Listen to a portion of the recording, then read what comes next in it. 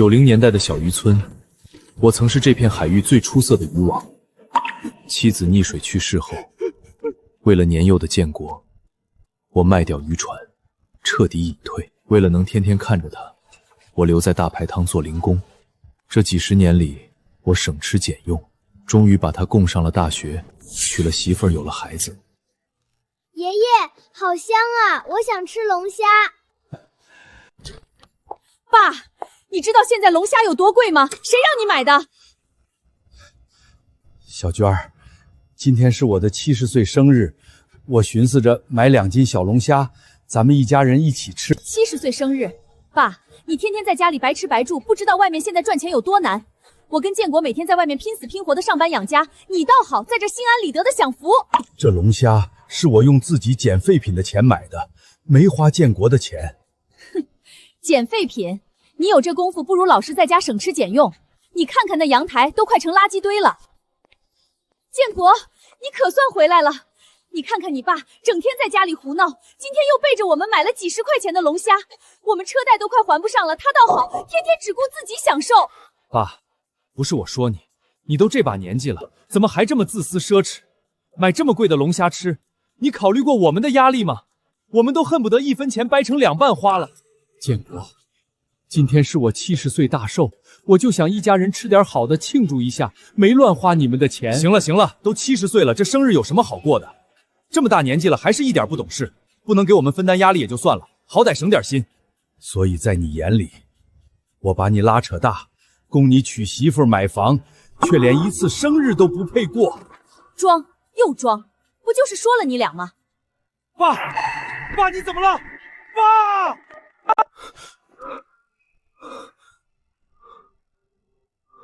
我这是被气死，重生回到1995年了。建国，我可听城里的表哥说了，这老房子要是卖给村头开发商，能换2000块钱呢。到时候咱们去县城付个首付买商品房，我可不想一辈子待在这水村里。可是这房子要是卖了，我爸住哪儿？你傻啊？让他在村口搭个草棚子对付一下不就行了？等咱们在城里立足了再接他过去，多划算。爸，您醒了，我和小娟正商量着怎么孝敬您呢。哼，孝敬我，是商量着怎么把我赶去草棚子，好卖了这祖屋去城里享福吧。爸，既然你都听见了，那我也开门见山。建国跟着你受了一辈子穷，现在有进城的机会，你当爹的不能当绊脚石吧？爸，小娟说的对，这老屋迟早是要留给我的。这一世，我只为自己活。我要在这个小渔村里干出自己的一番事业，而不是去城里当他们的免费保姆。不用商量了，今天咱们就分家。分家？爸，您开什么玩笑？我没开玩笑。这栋老屋我一砖一瓦都不要，全部留给你李建国。爸，这可是你亲口说的，字据为证，可不能反悔。但我有个条件，村口那口祖上荒废了5年的烂鱼塘归我。从今往后，我生老病死，与你们夫妻2人再无半点瓜葛。这老李头真是老糊涂了，放着好好的青砖房不要，去要那口臭水沟，可不是嘛？那鱼塘里全是烂泥和死水，连根鱼毛都养不活，真是失心疯了。爸，这可是你自己选的，以后在外面要饭，可别跪着求我们接你回来。海龙叔，当初我爹娘去世，是你给了我一口吃的，一直惦记着我。他们不要你，我要你。以后我王小虎就是你的亲儿子，给你养老送终。小虎，好小子，叔没白疼你。他们以为这是一口臭水沟，但叔告诉你，不出1年，这口塘能买下10栋城里的商品房。海龙叔，这棚子虽然漏风，但好歹是个落脚的地儿。等明儿个我去山上砍几根毛竹，把这窗给封上。小虎，跟着叔受累了。海龙叔，这是我全部的积蓄，一共52块6毛，您要干什么我都支持。好，这钱叔就算你入股的，等会儿我带你抓虾赚大钱。这荒塘底下可多的是宝贝呢。啊，叔，那玩意儿泥腥味重，壳厚肉少，连鸭子都不爱吃，咱们要它干啥？现在没人要，是因为他们不知道怎么吃。再过几年，这东西会风靡全国，变成1000亿级的风口。听叔的，咱们今晚就动手做虾龙。叔，你这手艺绝了，这笼子进去就出不来啊！这叫盗羽笼，光有笼子不够，还得有饵料。龙虾喜腥，但更抗拒不了这几种中草药的药香。今晚把笼子下进去，明天一早保准满笼。哟，我当是谁呢？大半夜的在这儿摸鱼呢。建国，你看看你爹，守着个臭水沟当宝贝。爸，你还真打算守着这个臭水沟赚钱啊？能不能别丢人了？现在村里人都笑话咱呢。李建国，分家字据写得清清楚楚，我的事轮不到你们来放屁。真够犟的，建国，我们走，城里的新房还等着咱们去量尺寸呢。你爹这是不撞南墙不回头。小虎，别急，让他们笑，用不了多久，他们就知道谁才是傻子了。海龙叔，能行吗？这堂荒了这么久，行不行？拉起来就知道了。小虎，起水。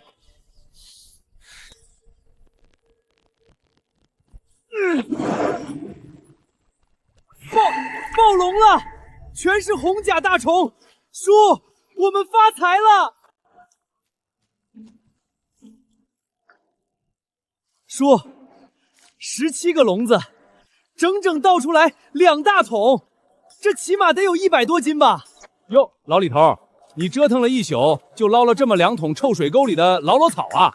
这玩意儿壳硬肉少，全是泥巴味儿，你留着自己吃呢。哈哈，指不定人家是拿去喂鸭子的。不过老李啊，这玩意儿连鸭子吃多了都拉稀，你可别白费力气了。两位兄弟，别看这东西壳多肉少，端上餐桌那可是大鱼大肉都比不上的。小虎，挑上担子，咱们进城。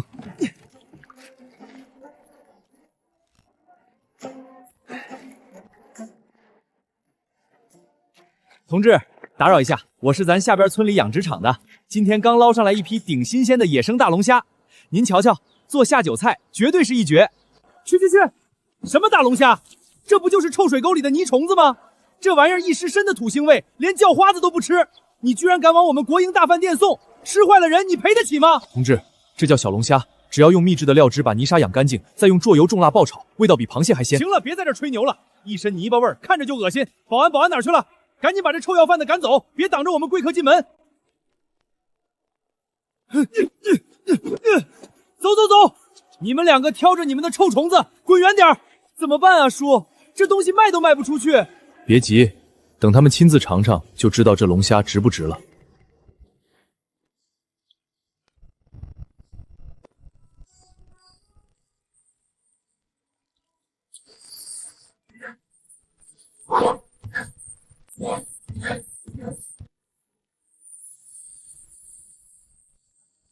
哼，这是什么味儿？怎么这么香？好像是从那棵大树下传过来的。走，瞧瞧去。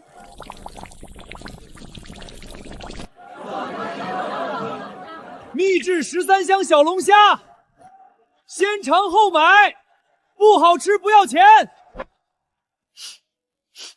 小张，对街是在卖什么？怎么这么香？林经理，就是个乡下来的泥腿子，刚才想把那没人要的臭虫卖给我们，我把他赶走了，没想到他直接在街边就摆起摊来了。这香味能把半条街的人都吸引过去，咱们也看看去。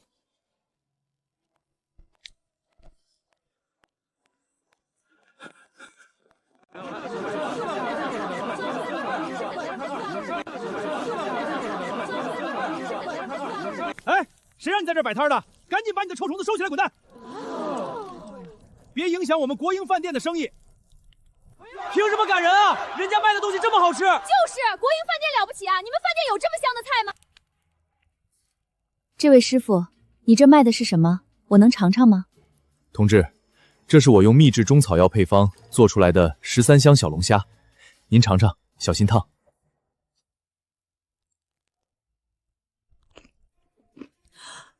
这味道绝了，鲜香麻，层次分明，简直是极品。林经理，这不就是臭水沟里的泥虫子吗？有这么好吃？小张，今天早上就是你把这位师傅赶走的。我也是为了饭店的卫生安全着想。胡闹！你差点让我们饭店错过招牌菜，回去再跟你算账。李师傅，明人不说暗话，我们红旗饭店最近正在评选省里的优秀国营餐饮示范店，急需一道能一炮而红的招牌菜。你这小龙虾我要了。林经理爽快，不过我这龙虾可不便宜。价格好商量，你今天带来的这100多斤，我按每斤1块5的价格全收了。另外，我想跟你签一份长期供货协议，以后你每天至少要给我们送200斤，而且只能独家供应给我们红旗饭店。林经理有眼光，独家供应没问题，但我需要你先付一笔定金，我得扩建虾塘，购买网具。这是500块定金，你先收下，合作愉快。合作愉快。叔，咱们真的拿到了500块定金啊！我这辈子都没见过这么多钱。这还只是个开始呢。哟，这老李头哪儿来的钱买这么多新网具？去了趟城里，这是发财了。建国，你爹哪儿来的钱买这么多东西？他是不是偷偷藏着私房钱瞒着咱们呢？我说怎么那么痛快的分家呢？原来是留了一手。爹，我可是你亲儿子，你还跟我藏着掖着？狗屁！这钱是我跟叔一早去城里卖龙虾挣的。就那狗都不吃的臭虫也能卖钱？可别胡说八道了吧！大家快评评理呀！这当爹的自己藏着钱不给亲儿子儿媳用，反而还养着一个毫不相分的外人。爹，您说清楚，您到底是哪儿来的钱买这些东西？李建国，分家自谕上白纸黑字写着，我净身出户，老屋和家当全给了你，我李海龙用自己的本事赚钱，需要向你交代。李建国、马娟，你们还要不要脸？分家的时候把海龙叔赶去烂塘，现在看海龙叔买东西又来抢，再不滚开，老子一鞭子抽死你们！这建国两口子确实有点过分了，都分家了还来抢。不过老李头哪来的这么多钱？该不会真是在城里干了啥坏事吧？爹，您别执迷不悟，分家了我不还是您儿子吗？您难道还指望一个外人给你养老送终吗？对啊，爹，您有钱得想着我们啊，将来您老了还不是我们照顾您？照顾？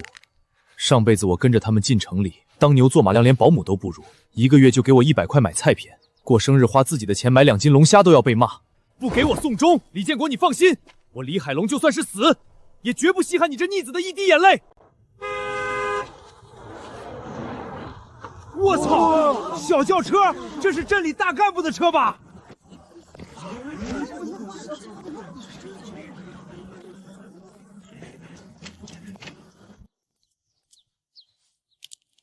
李师傅，真是不好意思，今天店里太忙，没能亲自送您回村。这是今天下午的100斤龙虾尾款，加上我个人追加的合作诚意金，一共1000块，您收好。1000块？这怎么可能？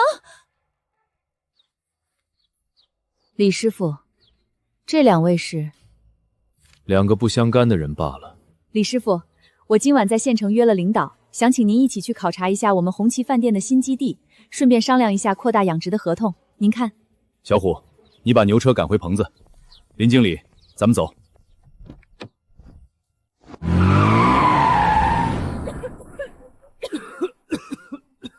李建国，你看看你那个吃里扒外的老爹，怪不得他不要老房子，非要那臭水沟呢。原来那来路虫真能挣钱。不行，那沸塘咱们得拿回来，不能让他一个人占。有点意思，一个泥腿子居然能攀上红旗饭店的临海岸，还能靠那臭水沟里的虫子日进斗金。钱总，要不要我去查查这小子的底细？查，顺便告诉他，这生意我钱100万看上了，问他愿不愿意合作。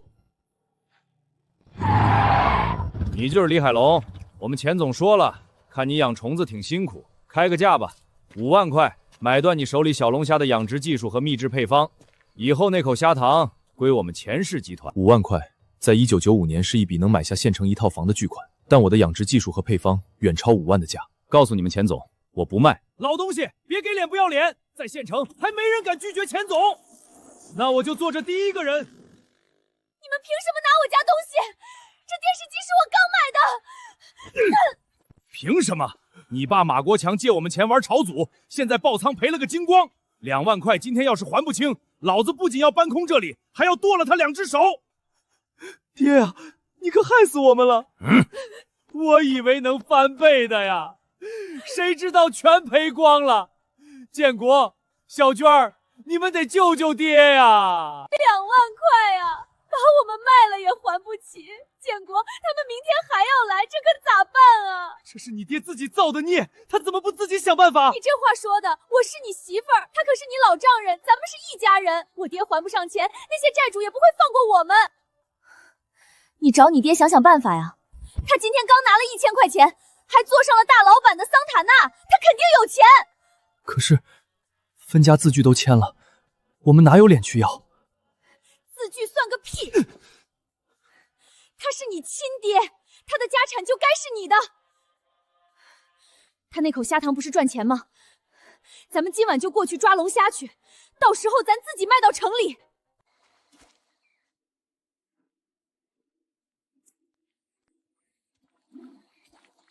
建国，手脚利索点，趁那小子睡死了，咱们多下几个笼子。这一筐虾拉到城里，少说也能卖几百块。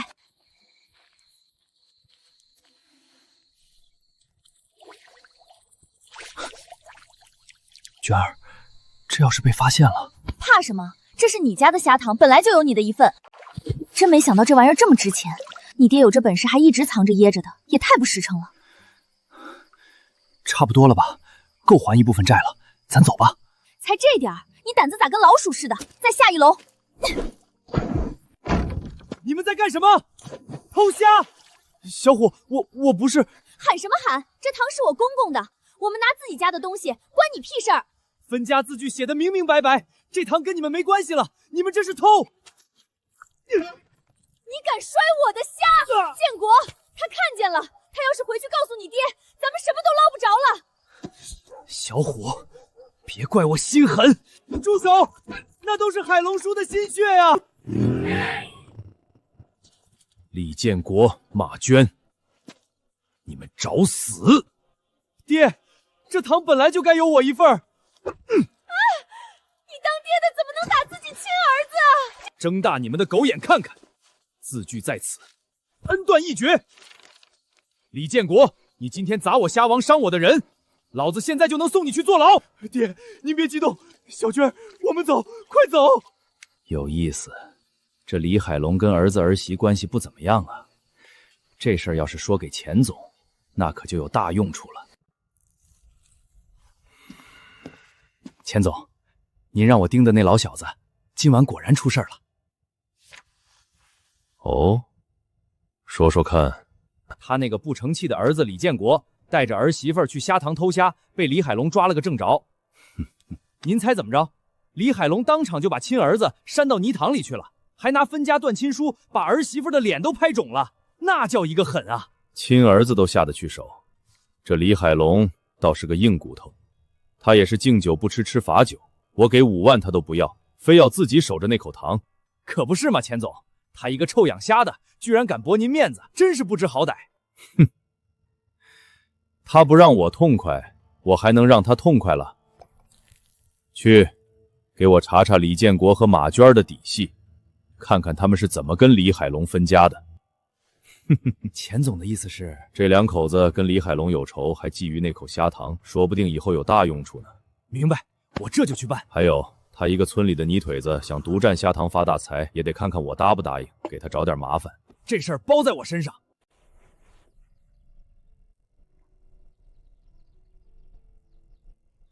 谁是这儿的头？李海龙在不在？同志，我是这儿的。大清早的，有什么事儿吗？有人举报你们这儿无照经营，还用变质饲料养虾，污染村里水源。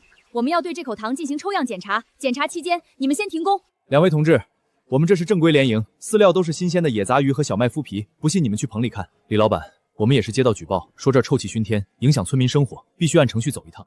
2位同志辛苦了，这是我们红旗饭店的联营基地证书，所有的检测报告上周刚做过，完全合格。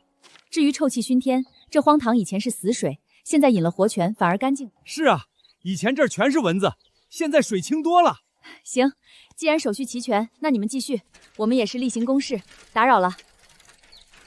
我听说你跟那钱百万的人起了冲突，他想找你做买卖不成，肯定会背后耍阴招整你的。林经理，这次的事儿真的谢谢你。他想干什么就随时放马过来吧，我奉陪到底。真特么臭！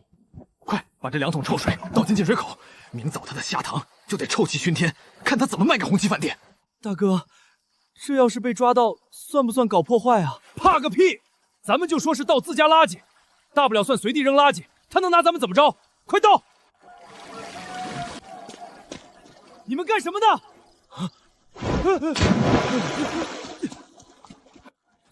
往水里倒脏东西，别想跑！放开他！你个土包子！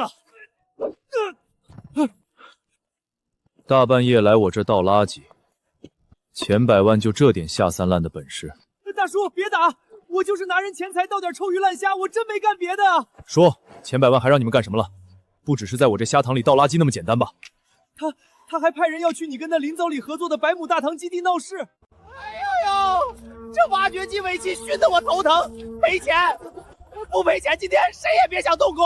这地是我们家祖上放牛的地方，你们凭什么占了？不给个说法，我就躺死在这儿。这地是村委正规批给我们的荒地，你们这是无赖耍流氓！王小老弟，话别说的这么难听，大家都是街坊邻里，有些历史遗留问题没解决，坐下聊聊嘛。不过这动工嘛，今天肯定是动不了了。钱百万就派了你们这几块料了，以为躺在地上我就拿你们没办法了？各位街坊，这百亩大塘建起来，我李海龙承诺过，优先招收咱们村的闲置劳动力，工钱1天5块，还包1顿午饭，1天5块还包饭，这比去城里打零工强多了。但是现在，因为这几个人胡闹，工地开不了工，大家伙的工钱自然也就没法发了。二狗子，你个生疮害病的，自己不干活，还挡着大伙赚工钱，赶紧给老子滚起来！就是，再不起来，我让你爹拿皮带抽死你！胡闹，都给我起来！这地是村集体开会一致通过承包给海龙的，谁再在这儿装病，今年的村集体分红1分钱也别想拿。李海龙，你别得意，咱们走着瞧。回去告诉钱百万，有什么招尽管使出来，我李海龙都接着。海龙哥，还是你聪明，用群众治无赖，这招真妙。对付无赖就得比他更无赖。大堂建好了，接下来就该让钱百万尝尝搬起石头砸自己脚的滋味了。大家看好了，这幼虾的饲料不能撒得太猛，得匀着来，像这样左手握紧，右手4指并拢，从指缝间慢慢露出来。撒出去要像下雨一样，你要是哗啦一下全倒进去，虾苗抢食会互相踩踏，还会撑坏肠胃。海龙哥，你这一手可真俊，撒个料都跟撒花似的。李师傅，这虾1天喂几顿合适？幼虾阶段1天3顿，早上6点一顿，中午12点一顿，下午6点一顿，量不用太多，7分饱就行。以前谁说我海龙叔是失心疯来着？现在一个个追着屁股后面学技术。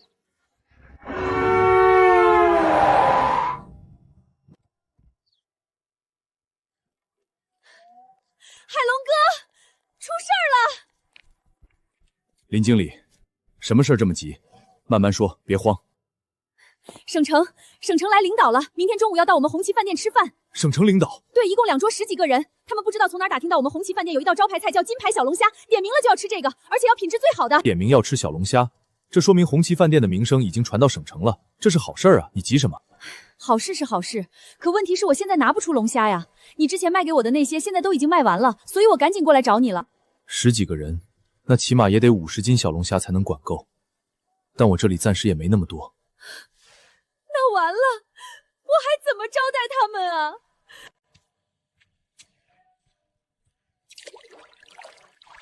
这批虾是刚投的苗，按照正常生长周期，至少还要25天到1个月才能长大。海龙哥，这事儿关系到红旗饭店能不能拿到省里的重点扶持名额。那个名额要是拿到了，红旗饭店就能从县里的国营饭店升职为省级示范餐饮单位。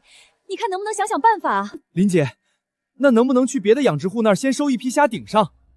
我早就想到了，可问题是，咱们县方圆百里有规模养殖小龙虾的，就只有海龙哥你这一家。实在不行，我就立刻去省城那边的海鲜市场紧急调一批货过来。虽然贵一点，品质可能比不上你的，但应该也能勉强应付。不用去省城调货。什么？我说，不用去省城调货，我有办法弄到比养殖虾好10倍的龙虾。好10倍？海龙哥，你在哪儿还有虾塘？不在塘里，在海里。咱们县可是靠海的，我也是从小在渔村长大的。海里，海龙哥，海里哪来的小龙虾？不是小龙虾，是野生大龙虾，深海里的那种，个头比你见过最大的龙虾还要大上1倍，肉质紧实弹嫩，鲜味是养殖虾的好几倍，那个东西才是真正的顶级货。海龙哥，你说的是那种野生的海龙虾？我好像听城里人说过，那东西在深海里，一般人根本捞不到，而且一只就是天价。没错，长在深海里的那种大龙虾，就算在我前世那会儿，也是一般人吃不起的。咱们渔村北边那片暗礁海域，底下应该就有这种大龙虾，大的能有2、3斤重，2只大螯比成年人的手腕还粗。叔，你是要去海里抓虾？那片海域咱们县都没人敢去，你可不能去冒险啊！小虎，你叔我当年在这片海上的名号不是白叫的。这片海域哪里水深，哪里水浅，哪里有礁石，哪里有鱼群，我闭上眼睛都能画出来。海龙哥，村里的老渔民都说那片暗礁海域水况复杂，暗流多，风浪大，很危险的。你真的要去？去，今晚就去。叔，要不咱想想别的办法吧，太危险了。我李海龙在海上讨了20年生活，什么大风大浪没见过，只要我出海，就没有空手回来的时候。可是，林经理，你放心，明天中午之前，我一定带着野生大龙虾到红旗饭店。小虎，今晚你跟我一起出海。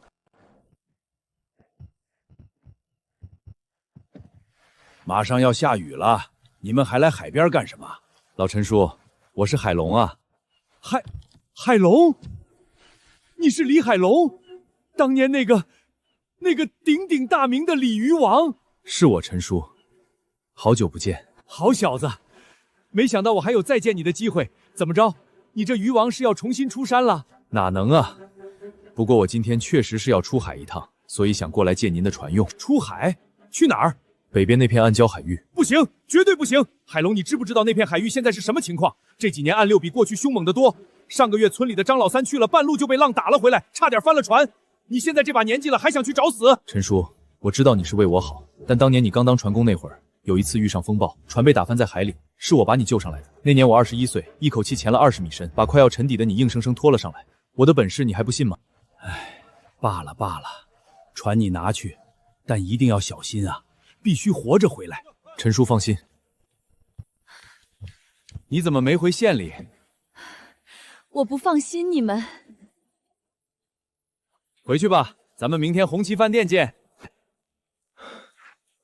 小虎，开船。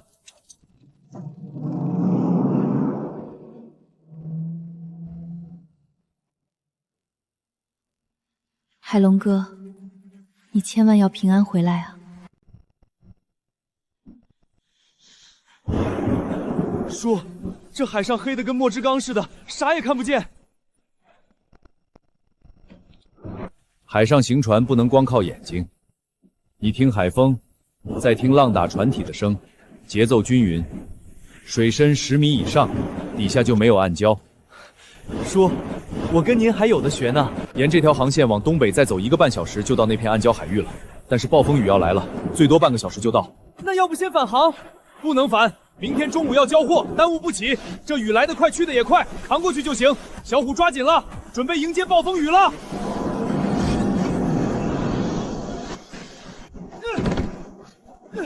蹲下，双手抓住船舷，别站起来。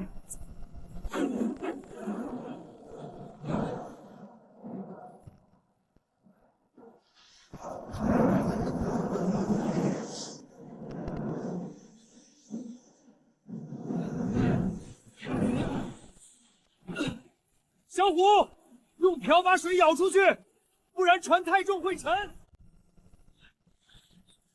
叔，你的手流血了。流点血死不了。小虎，你记住，在海上任何时候都不能慌，天塌下来有海接着。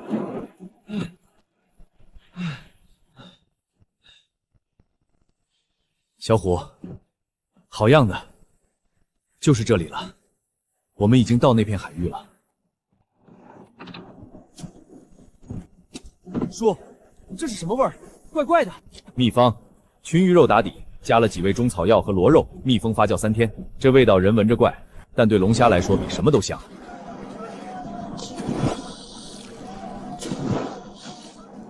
叔，要等多久？别急，你在船上等我，我下去捞虾去。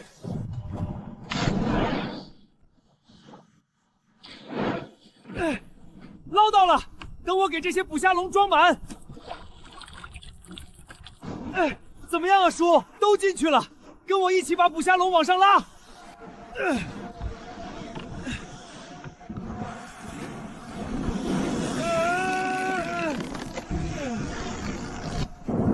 叔，好重啊！使劲儿！1、2、3，拉！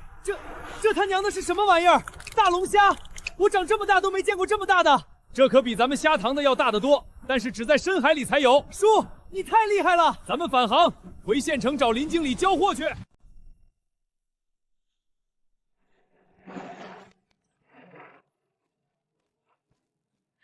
来。我的老天爷，这虾也太大了吧！你们看这钳子，比我大拇指还粗，这一只少说2、3斤。这是北边暗礁那片海域才有的深海红龙，你真的去了那片暗礁海域，还敢在那种地方下笼子？是，不光去了，还捞到不少好货。不愧是鱼王啊，倒是我小看你了。陈叔，我说能平安回来，那就不是假的。我得跟小虎去县里交货了，就不跟你们多说了。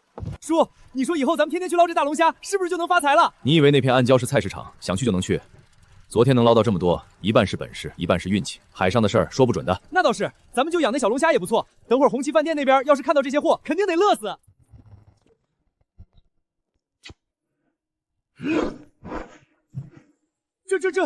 这也太大了！我从没见过这么大的龙虾。嘿，这家伙脾气还不小。海龙哥，辛苦你了。不用说这些，厨房都准备好了吧？等我给你们露一手。准备好了，就等你了。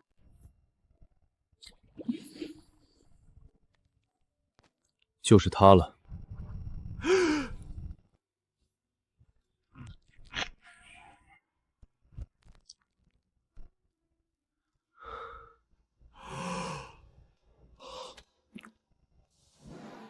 好熟练的手法，这些手艺还多亏了前世在大排档打零工的经历，还有伺候了儿子儿媳这么多年，厨艺早练出来了。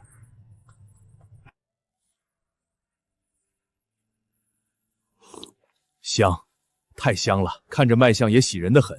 我还留了一些，你们先尝尝。天哪，我从来就没吃过这么好吃的肉。以后有机会我教你们，现在先把这些端出去吧，林经理还等着呢。好，太好吃了！这虾是在哪儿进的？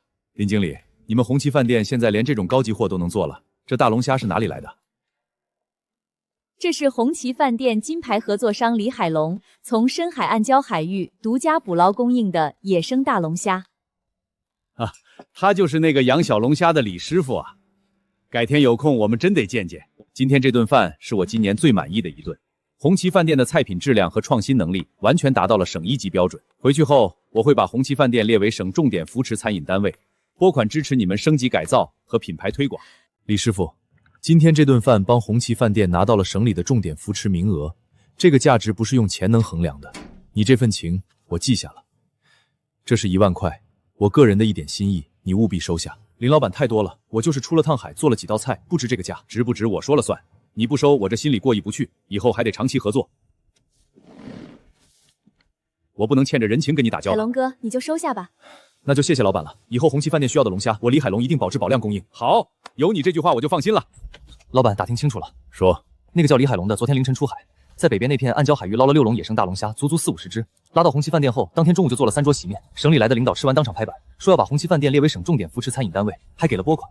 红旗饭店的大老板还亲自拿了1万块现金给李海龙，说是奖金。你个臭养虾的泥腿子，不就出海捞了几只虾，他凭什么？老板，那李海龙确实有点本事，听说那片暗礁海域凶险得很，一般人根本不敢去。哼，他敢去，老子的人也敢去。给我叫几个人来，会开船的、会下网的、不要命的都给我找来。他能捞的大龙虾，我们这钱凭什么叫他一个人赚了？好，我现在就去找人。不就是出海抓虾吗？有什么难的？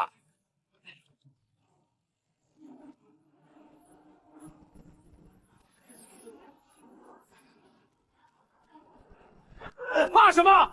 不就是有点浪吗？继续往前开！掉头，赶紧掉头！这他妈的太吓人了！等会儿再打几个浪来，咱们都得掉海里去。你们这是怎么了？掉海里了？老板，那片海太吓人了，浪比人还高，船跟玩具似的，我们根本站不稳，更别说下网了。那3个年轻力壮的，不如一个快50岁的老头。人家李海龙一个人开着小破船捞了6大笼龙虾回来，你们倒好，空着手回来不说，还把自己弄成这副鬼样子。老板，那老头肯定是有门路的，这片海不是一般人能去的。废物，全都是废物，给我滚！行，你们不敢去，老子也不去了。老子有的是别的办法。这些我全要了，都给我带回去。我就不信我赚不了这个钱了。来看一看啊，野生大海虾比红旗饭店的还新鲜，错过这个村儿就没这个店了啊！这虾看着不行啊，个头比红旗饭店的小多了，壳也不亮，一看就不新鲜。就是，而且红旗饭店那个可是从深海里捞上来的野生大龙虾，这些蔫不拉几的，差远了。一群不识货的东西！老王，我让你研究红旗饭店那几道龙虾菜，研究出来没有？老板，我尝过了，他们那个菜确实有点门道，清蒸的火候控制得很好，虾肉不老不柴。那个蒜香黄油的我也试做了几次，但总觉得差了点意思。还有那个麻辣爆炒的，人家的料汁味道特别浓郁，我试了好几遍都没调出那个味儿来。行了，你就照猫画虎做，差不多的味道就行了。赶紧的给我上菜。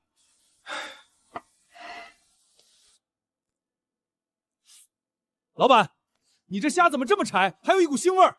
这当蒜香的也太苦了吧！你们这厨师是不是把蒜炒糊了？这什么东西，跟红旗饭馆的差远了，这不是浪费钱吗？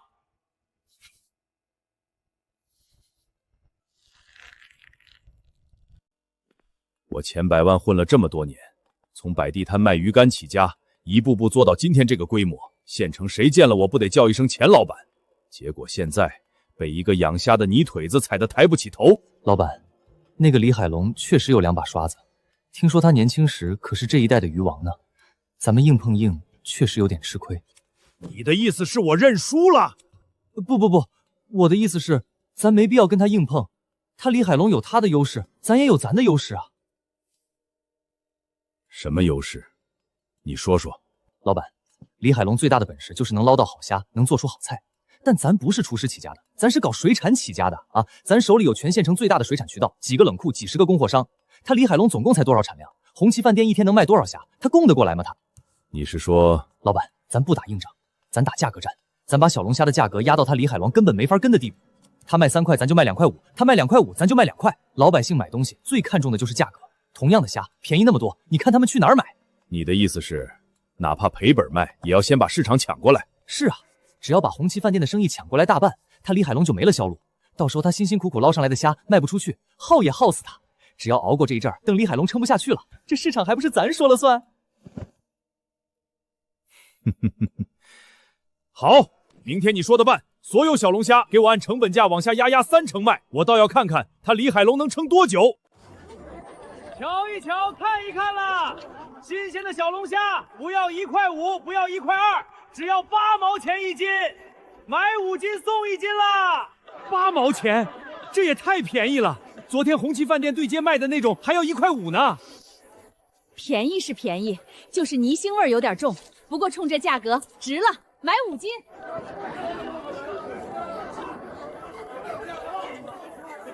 完了，老李头这1块5的独家供货，怕是要砸在手里了。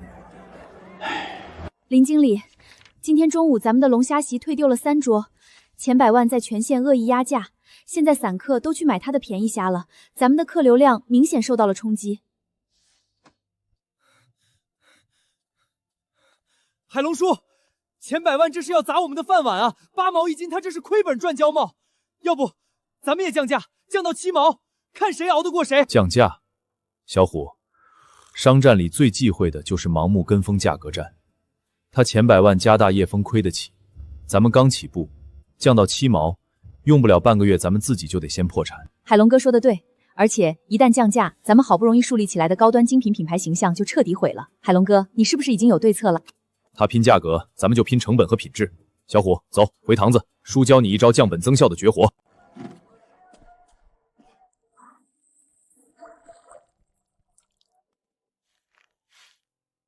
叔，这野杂鱼和豆布能当饲料？当然能，你就信我的吧。前世已经有人认证了，野杂鱼混合豆粕发酵，不仅成本能降低40%，而且里面富含的粗蛋白能让小龙虾脱壳更快，肉质更饱满甜美。再加上我这秘制的中草药配方，绝对能让小龙虾长得又大又鲜。钱百万用低价扰乱市场，是自损800的行为，他坚持不了多久的。况且红旗饭店的招牌是我研发的13香小龙虾，他钱百万有什么？还是叔您有办法。小虎，把咱们昨天预留的那批最肥的炮头大虾装箱。今天下午，咱们去红旗饭店门口，请全县城的人吃虾。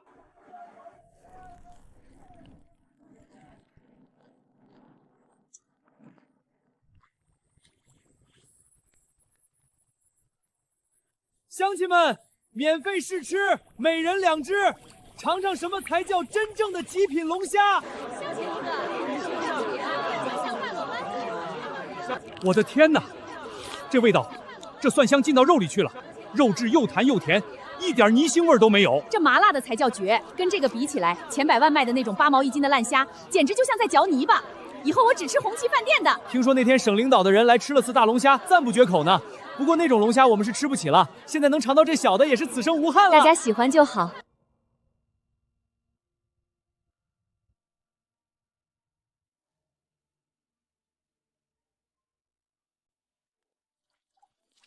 钱老板，不好了！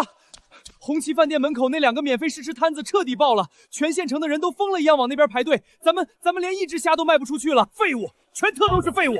老子一天亏几百块钱跟他们打价格战，他们居然用免费试吃把人全勾走了，再这么亏下去，老子的流动资金全得泡死！那个泥腿子到底往锅里放了什么？为什么他的虾能那么香？老板您忘了，那泥腿子手里有独家的养殖秘方，养出来的龙虾个顶个的好，还有秘制调料，什么蒜蓉13香的，咱们根本比不过啊！怎么才能拿到他这些秘方？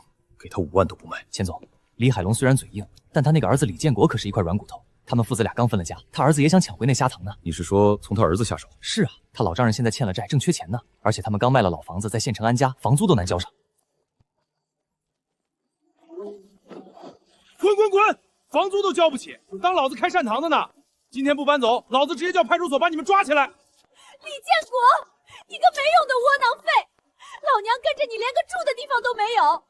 你爸现在天天赚大钱，你却连房租都拿不出来，我真是瞎了眼嫁给你。你就是李建国李先生吧？自我介绍一下，我是钱氏水产集团的秘书。我们老板听说你是个不可多得的销售人才，特意让我来邀请你入职。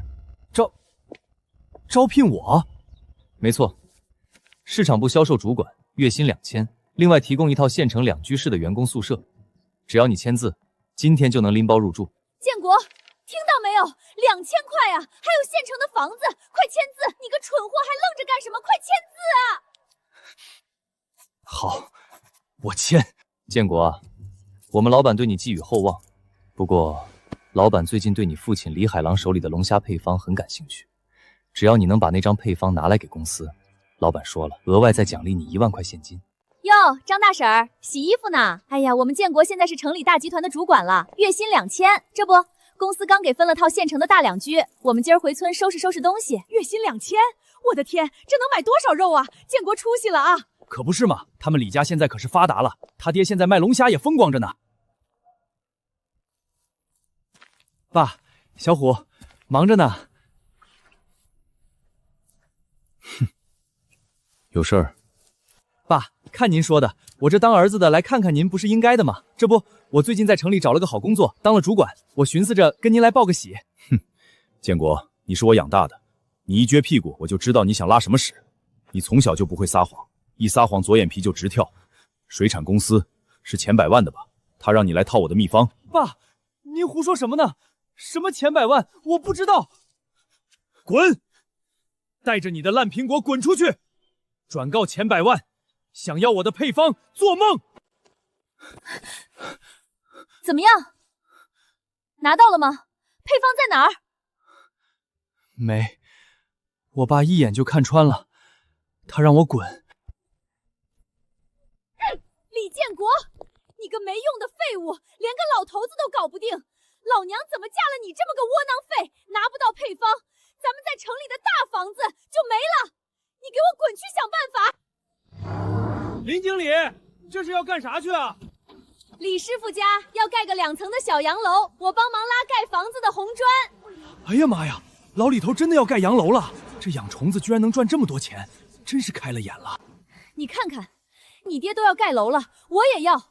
那秘方你必须想办法拿到。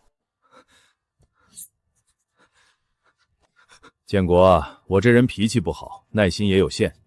我给你发工资，给你提供大房子，不是让你来当摆设的。老板，我爸他防备心太重了，我需要时间。3天，我只给你3天时间。拿不到配方，你还有你那个败家媳妇儿，就给老子卷铺盖滚蛋，去大街上要饭吧！配方到底藏在哪儿了？老头子平时记账的本子呢？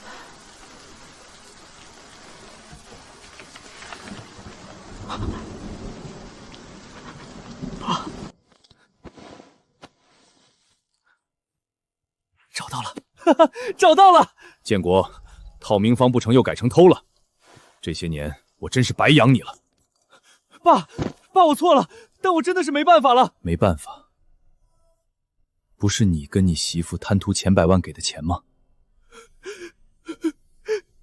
秘方是我的命根子，你有没有想过这东西给了钱百万会是什么后果？爸，钱百万威胁我，他说如果我3天内拿不到配方，就要收回房子和工作。马娟他爹现在还欠了债，我真的是走投无路了。爸，您就把配方给我吧，哪怕是卖给钱老板也行啊。妻子去世后，我为了照顾他拼命赚钱，疏忽了对他的教育，才让他养成了现在这样自私又愚蠢的样子。配方我不会给你，你跟马娟沦落到现在是你们咎由自取，也该学会承担责任了。爸，我可是您亲儿子啊！从你签下断亲书的那天起，你就不是我儿子了。滚！滚出去！回去告诉钱百万，我李海龙就是把虾塘砸了，也绝不会把虾塘贱卖给他。你要还有点良心和自尊，就做个男人，别整天被你媳妇儿挑拨，没一点主见。滚吧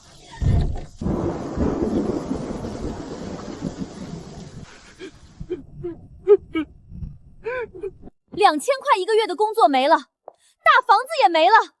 你个窝囊废，连亲爹的东西都偷不来，这日子还咋继续过下去？别惦记配方这事儿了，那是我爹的命根子，我真没这个脸给我亲爹卖了。哼，哟，这时候惦记你爹了？他自己赚钱吃香的喝辣的，咱们都快吃不起饭了，凭什么？你没脸，老娘自己去找高板想办法去。李建国是个废物，你这个当媳妇儿的倒是有几分胆色，敢直接来找我。钱老板，我这不是想来给您出谋划策吗？那龙虾秘方虽然拿不到，但是咱们可以想办法让他也养不了啊。哦，说说看。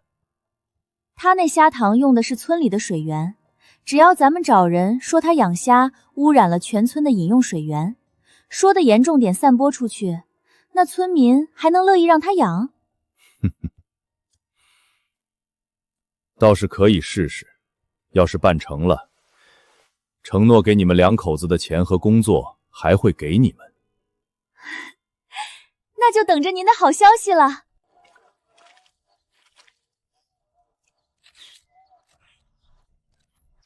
有人在吗？我们有点事情想采访虾塘老板。你们干什么的？谁让你们拍照的？出去！听说你们的虾塘使用化学添加剂，导致下游村民饮用水重金属超标，请问是真的吗？而且有下游村民反映，你们的虾塘养殖排污水到了村民农田里。我是虾塘的老板，有什么事你们跟我说。退钱！我们昨天刚吃了小龙虾，今天报纸就登出来说你们的虾塘养殖场不干净，你们红旗饭店必须给个说法。就是，国营饭店竟然卖这种污染水质养出来的毒虫子，退钱！林经理，不好了，今天中午的龙虾席全部被退订了。上面领导刚才打电话说下午要来咱们饭店抽检。慌什么？去通知后厨暂停龙虾供应，全力配合检测。另外备车，我要去水水村。哈哈哈，痛快！今天全县的报纸都在报道李海龙的虾塘有毒，红旗饭店的电话都快被退单的打爆了。钱老板，这都多亏了您啊。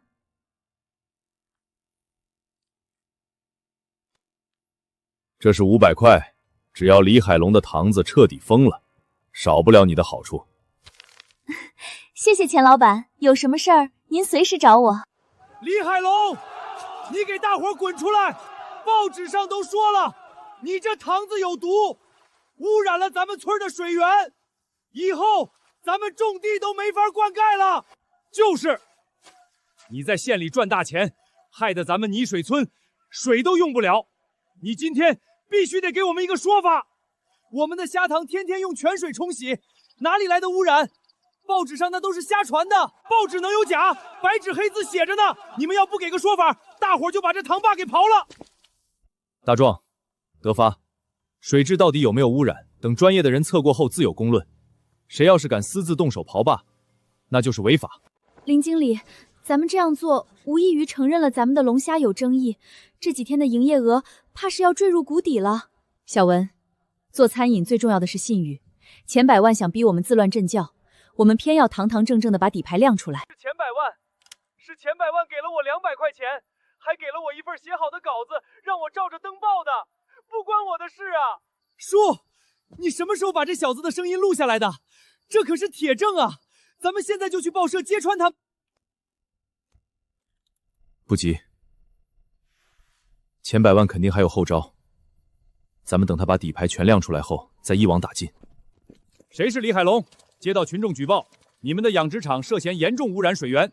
现在我们要先对虾塘进行查封，等待进一步检测。这钱老板的本事还真大啊！等虾塘封了，我那2万块可就到手了。不能贴，我们真的是被冤枉的，水质绝对没问题。小伙子，配合执法，报纸上登得清清楚楚，群众举报材料也齐全，我们必须依法封存现场，等检测结果出来再说。慢着，各位领导，贴封票可以，但贴之前不妨先听听这段录音。是钱百万给了我200块钱，还给了我一份写好的稿子，让我照着登报的，不管水都没检测过，都是胡编乱造的。哎呀，咱们差点被钱百万当枪使了。啥？这报纸是收了钱瞎编的？竟然被这老家伙抓住把柄了。李海龙同志，实在抱歉，这件事我们会再好好查清楚的。今晚是我们打扰了。走吧走吧，别看了，回家睡觉去。叔，你太牛了，这下钱百万彻底完蛋了吧？这只是个开始，钱百万在县城经营多年，不会这么轻易认输的。那个记者是猪脑子吗？收钱办事还倒戈了。钱老板，现在红旗饭店那边也挂出了澄清告示，生意又好起来了。既然这招行不通，那就从小龙虾做文章。钱总，您的意思是？去省城联系省质检所的那个老朋友，既然李海狼的水质没问题，那咱们就花重金让权威专家出一份小龙虾重金属严重超标的检测报告。我倒要看看省里专家的公章压下来，他李海狼还怎么翻身。高教授，这次真是麻烦您亲自从省里跑一趟。哼，钱老板客气，我们省质检所做事一向讲究科学和权威。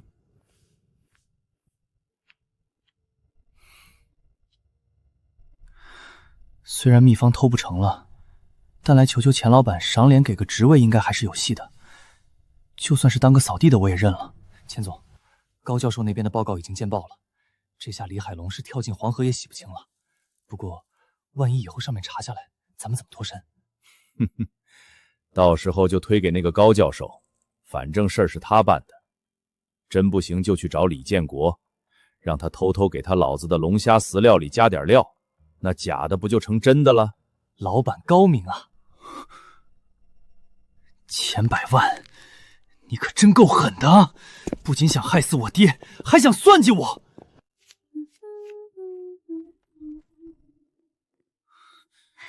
你回来了，看我赚的这500块。建国跟着钱老板混就是有前途。他说了，等你爹的虾塘开不下去后，他就给咱承诺好的2万块。李建国，你疯了！这可是钱，你摔他干什么？钱？这他妈是买命钱！你跟钱百万合伙搞我爸的虾塘，他的塘子和小龙虾要是出什么问题，不光村民们戳他脊梁骨，保不准还得被抓进去。你想害死他呀？你少在这吓唬我，不过就是让他做不成生意而已。2万块你想不想赚？你爹天天防着你，你还替他着想，你是不是脑子进水了？钱百万根本就不是人，他还想算计我去害我爹。马娟，我爹说的对，我不该一直听你的。你要是再跟钱百万来往，咱俩就离婚。我的乖乖，这得花多少钱啊？老李头真的发大财了，可不是嘛？当初咱们还笑话人家守着臭水沟，现在人家住洋楼，咱们只能干看着。人家老李头年轻那会儿就是这一代的鱼王，现在又有独家的养殖龙虾技术，咱们想赚也没那个本事。海龙哥，恭喜你，这洋楼盖得真漂亮。这还只是第一步，小虎，等以后基地做大了，叔让你们大伙儿都能盖上这样的楼。海龙哥，林经理，出大事了！钱百万找了省里的专家，出了一份小龙虾重金属超标的权威报告，说我们的养殖饲料带有化学成分，人吃多了就得生病。省里的公章，这下我们跳进黄河也洗不清了。这钱百万可真够难缠的，怕是动用他所有关系来搞你了吧？一会儿污蔑我水质有问题，一会儿污蔑我污染村里水源，现在又把主意打到龙虾上面来了。这次我就跟他新账旧账一起算。李海龙，省里专家的报告都出来了，你那小龙虾重金属超标，你天天往塘里投毒，是要毒死我们全村人吗？亏我们前2天还信你是被陷害了，结果检测报告真有问题，你对得起全村人吗？大家冷静点儿，这报告绝对有猫腻。海龙叔的人品大伙是知道的，他怎么可能害大家？海龙哥，省市检所的公章分量太重了，现在县里的联合调查组已经成立，红旗饭店也被勒令停业整顿了。如果我们拿不出更有力的证据，不仅虾塘要被强行填平，你可能还要面临更大的责任。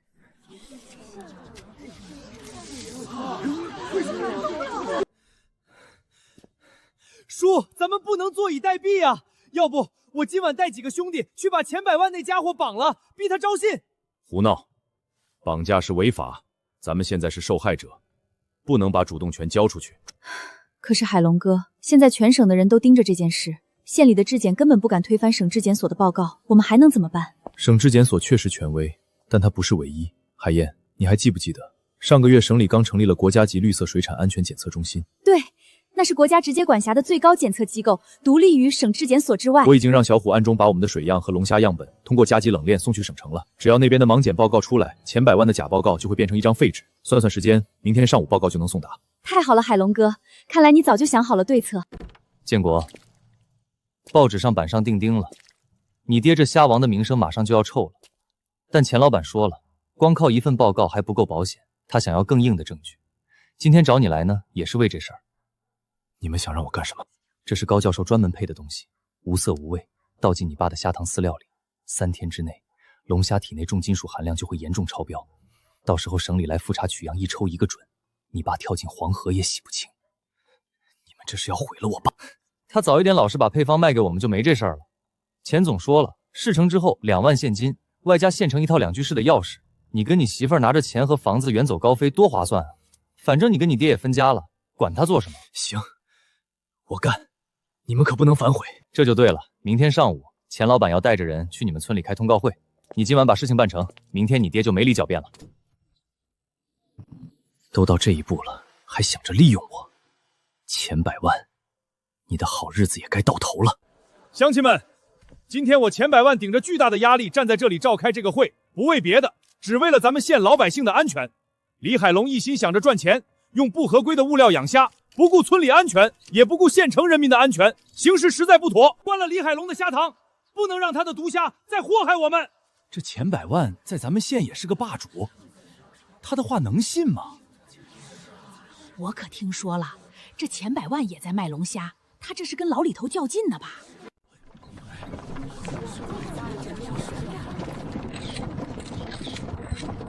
哟，咱们的龙虾王李海龙同志来了，怎么样？你想好怎么跟大家伙我们交代了吗？李海龙同志，我们省质检所的检测报告数据确凿，你的龙虾重金属严重超标，你解释解释，到底在饲料里放了什么？那东西你都放饲料里了吧？这里面是说好的2万块钱，等会儿你爹要是狡辩，我们就当场叫人检测他的饲料，到时候大家一起见证。放心吧，我都办妥了。高教授，请您当着乡亲们的面仔细研读一下省质检所的权威检测报告。下面我代表省质检所宣读关于李海龙同志的养殖龙虾重金属超标的检测结论。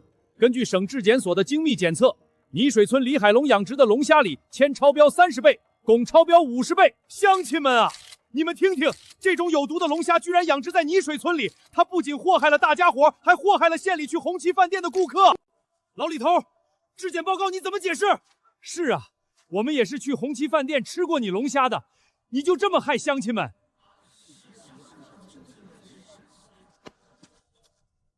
小虎，站着别动。乡亲们，我养殖的龙虾没有半点问题，一切都是钱百万为了陷害我故意为之。海燕，把报告拿出来吧。大家先别吵，请看下我手中的报告。这是前几天国家级绿色水产安全检测新出具的盲检报告，海龙哥送去的水样和龙虾饲料样本检测没有任何问题，完全达到标准。哼，国家级检测中心，大家听听，这李海龙可真会找门路。我一个做生意的都知道，任何检测报告送缴的是哪一批样品，出的就是哪一批数据。你李海龙要是提前准备好干净的样品送去检测，那当然没问题了。钱总说的对，检测讲究的是随机剂和真实性。李海龙自己送检的样品不能代表他虾塘的真实情况。乡亲们，我今天既然敢开这个通报会，就不怕他李海龙耍花样。我已经请省里最权威的第三方检测机构，咱们当场去李海龙的虾塘抽检饲料，看他还有什么话说。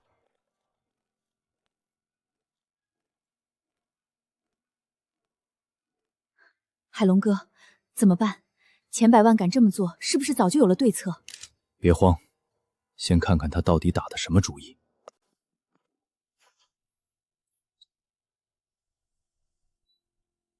高教授，数据不太对。什么数据超了多少倍，直接报就行。不，数据全部正常，铅、锰等重金属含量均在标准的正常范围内，没有任何超标迹象。什么？不可能！你仪器是不是坏了？再测一次。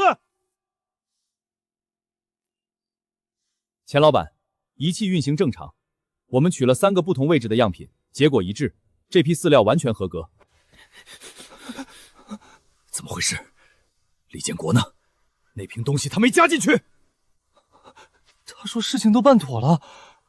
乡亲们，大家看清楚了，这是昨天晚上钱百万的秘书塞给我的2万块钱。他们让我往我爹的虾塘饲料里添加化学抑剂，制造重金属超标的假证据。我不孝，我差点就做了猪狗不如的事儿。但我李建国再不是人，也不会害我亲爹。那瓶药我根本没往饲料里倒。重生一世，我这不孝子竟然还有回头是岸的一天。李建国，你血口喷人，你有证据吗？哼，这2万块钱还不算证据吗？这可是你那秘书刚刚给我的。村里人谁不知道我穷？我上哪儿去弄来这么多钱污蔑你？怎么着？你还想跑？你这个假专家骗了我们全村人！我也是被钱百万逼的呀。他说给我30万，让我伪造检测报告。我只是个拿钱办事的，不关我的事儿啊！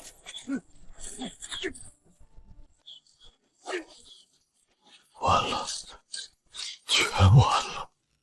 海龙叔，对不起，是我们错怪你了。海龙哥，我们糊涂啊，差点上了钱百万那孙子的当。老李头，实在是对不住，我们真不该信了他的鬼话。大伙儿不知道内情，我不怪你们，只是大家以后可长个心眼，别被有心人当枪使了。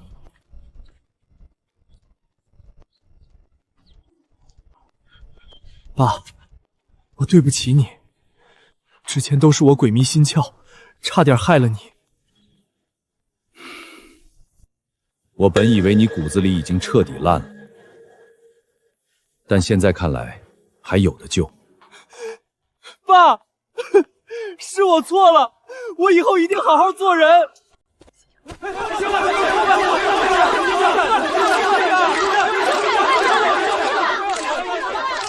钱老板，您这么陷害虾塘李老板，是想独占龙游虾市场吗？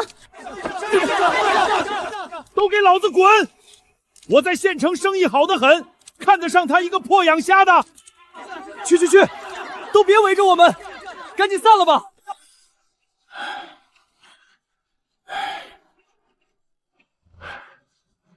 这下我的名声算是臭了，钱老板，你可得负责呀！老子现在都自身难保了，还管你？让你去指使李建国给李海龙那饲料加料，结果事儿没办成，还被反咬一口。要你是干什么吃的？我告诉你，从今天开始，你被开除了。钱百万，你总算露面了，欠我的货款呢？还有我的30万的货，你一分没给。今天不给钱，你别想走。恶人有恶报啊！陷害打压人家红旗饭店不成，保不齐还得进去呢。咱们啊，还是赶紧跑吧。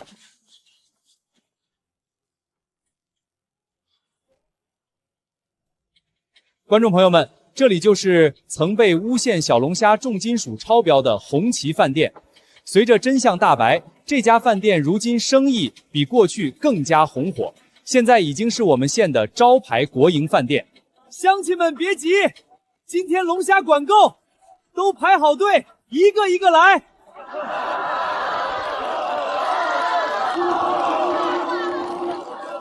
不可能，这不可能！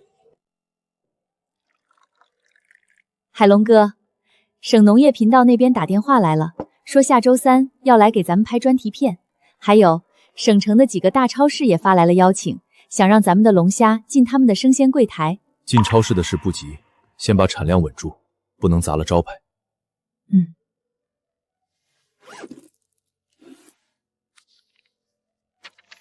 这是钱百万公司被查封的照片，明天就要登报了。经此一夜，县城的水产市场不会再有人敢跟你作对了。钱百万走到今天这一步，是他自作自受，但咱们的生意不能跟他一样走歪路。海燕，记住，挣干净钱，做良心事，这才是长久之道。哟，马娟嫂子，这是要去哪儿啊？不是跟建国在县城安家了，怎么还回村里来了？我回村里关你们什么事？让开！马娟，你跟钱百万那点勾当，李建国可全交代了。帮着外人去算计自己老公公，你可真是个好媳妇儿啊！你们胡说什么？我跟钱百万没有关系，那都是李建国自己干的。没关系？那你怀里这500块钱是哪儿来的？这不就是钱婉状给你的？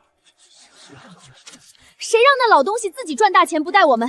他有拿我们当儿子儿媳吗？再说了，这是我自己家事，你们几个吃饱了撑的管闲事儿。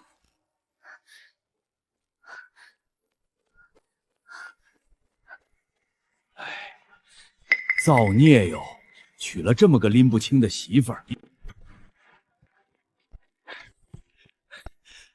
叔，好消息！城里那些原本跟着钱百万压价的饭店，今天全都派人来订货了，订单比上个月翻了2倍。海龙哥，省质检那边也打电话来了，说要把咱们的虾塘列为全省绿色水产示范基地。下周省里的农业频道还要来做专访。好，但咱们不能骄傲，路还长着呢。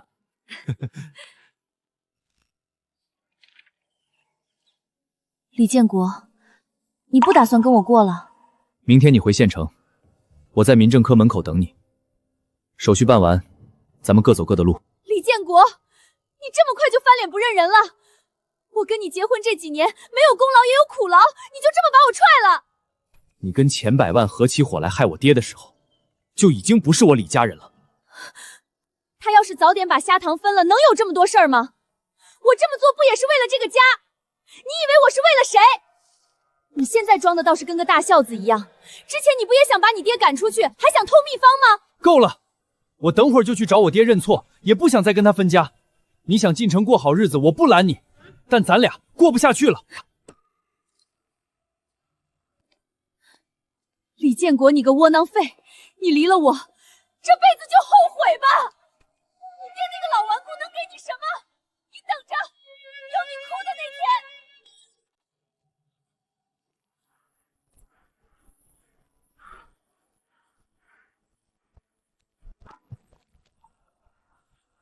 爸，我来找您认错了。爸，我错了，我真的知道错了，我不想跟您分家了，以前都是我混账，我已经不跟马娟过日子了，我给您养老送终。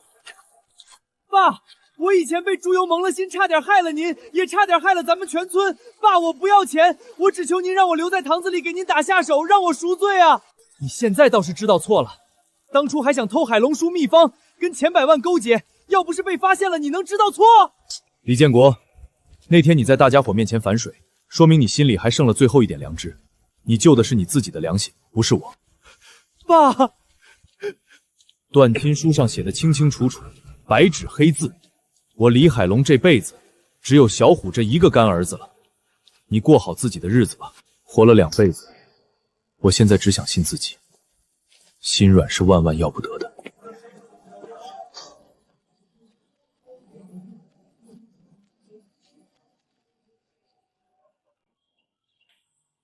想好了，这字一签，可就没后悔药吃了。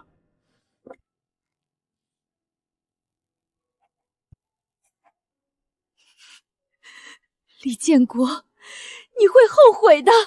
后悔的事儿我已经做够了，从今天起，咱俩两清了。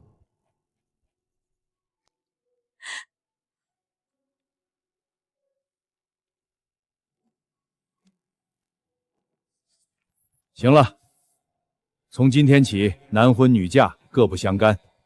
李建国，我好歹跟了你几年，你就让我这么净身出户？房子呢？钱呢？城里这套租的房子是卖了我家老宅得来的，你想要可以给你，其他的我也没有了。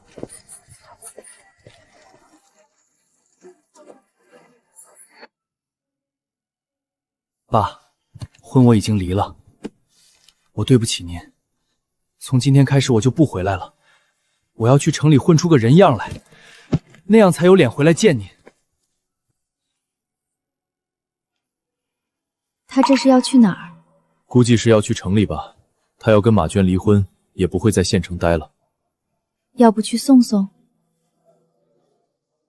行，听你的，送送。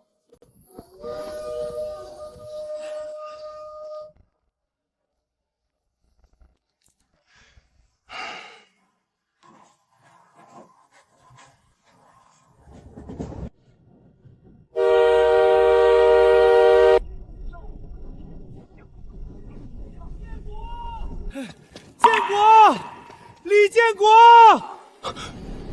爸，拿着。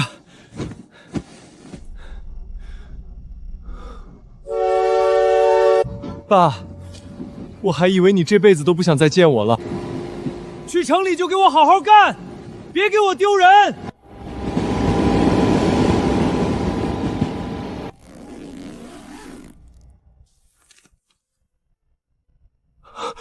爸，我对不起你啊！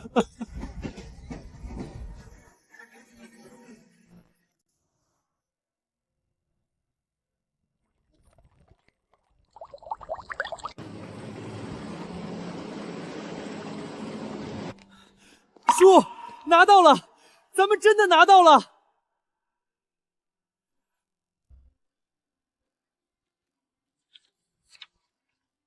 好啊，小虎。海龙哥，恭喜你！有了这项专利，全省乃至全国的龙虾市场，咱们就拥有了绝对的话语权。你也是咱们这名副其实的龙虾王了。小虎，海燕，这只是个开始，以后我还要让龙虾王的名字传遍大江南北。前世那手心向上、寄人篱下的日子再也不会有了，这才是我李海龙应该有的人生。大家记住了，秋季越冬前的水温控制是关键。水草覆盖率要保持在 30%， 饲料里要按比例添加我发给大家的中草药营养剂，这样才能保证龙虾在冬天不掉肉、不生病。海龙叔，以前我们觉得养虾就是碰运气，听了您的课才知道，这科学养殖里面学问这么大。您毫无保留的把专利技术交给我们，大伙儿一辈子感激您。是啊，海龙哥，现在跟着您干，大伙儿每个月雷打不顿能拿300块工资，年底还有分红。这日子以前做梦都想不到啊！大伙只要肯踏实干，我李海龙保证，泥水村的每家每户2年内都能盖上小洋楼。出发！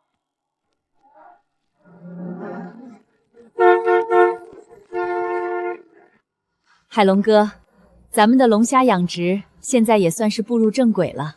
接下来有什么打算吗？我打算把龙虾养殖技术还有制作小龙虾的秘方都交给泥水村的村民们，大家一起做大做强，一起赚钱。生态养殖的核心在于水循环，进水口和排水口必须呈对角线设置，这样才能保证塘水没有死角。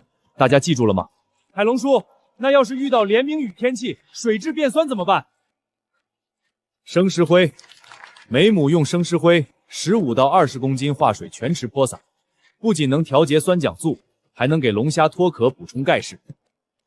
接下来，我领你们去养殖场示范一下，教你们怎么分辨好的虾苗。光听课不行，得练眼力。小虎，给大家伙瞧瞧，看虾苗，一要看活力，离水后弹跳有力的才是好苗；二要看规格，大小要均匀。大壮，你来试试。海龙叔，您瞧这只行吗？不错，眼力见长。以后这片示范塘的日常孙点就交给你带队了。谢谢海龙叔，我保证看好塘子，绝不给咱们产业园丢脸。海龙同志啊，我们听说你办了培训班，还不要1分钱学费。我们村穷啊，大伙儿连饭都快吃不饱了，能不能也送几个年轻娃来跟您学学？是啊，海龙，只要你肯教，我们村那片荒滩地全部无偿并入你们产业园，大伙儿给你打工都行。两位老哥，你们这是什么话？我李海龙办这个产业园就没想过吃独食，只要大伙儿愿意学，我不仅免费教，等第一批虾苗出来，我还无偿给大伙儿提供优质虾苗。咱们联营合作，一起把这龙虾产业做大。海龙同志，你这胸襟，你真是咱们县1等1的致富带头人啊！我们替全村老小给你鞠躬了。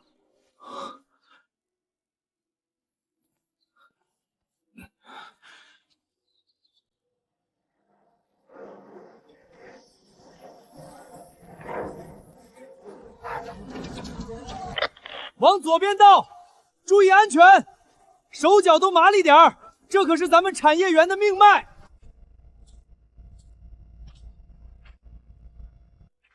海龙哥，这就是咱们一期的冷库，建成之后采用最先进的液氮速冻技术，咱们的龙虾不仅能发往省城，甚至能通过铁路销要北方和沿海，真正做到全国直达。